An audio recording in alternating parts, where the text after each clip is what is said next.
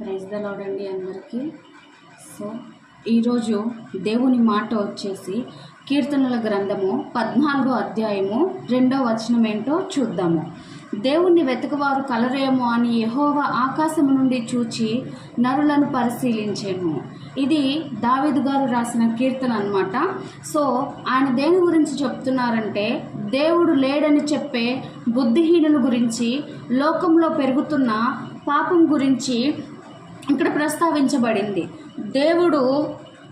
దేవుడికి మనుషులు దూరంగా వెళ్తున్న సమయంలో దేవుడు ఆకాశము నుండి అనగా పరలోక రాజ్యము నుండి మనలను అనగా ఆయనకు దూరంగా పరిగెడుతున్న జనాన్ని ఆయన పైనుండి నిశితంగా పరిశీలిస్తున్నాడు అనమాట. అసలు దేవుడు దేనికోసం చూస్తున్నాడు? వివేకము కలిగి దేవుని వెతికేవారు అంటే అర్థమేంటి? ఇప్పుడు చూద్దాం.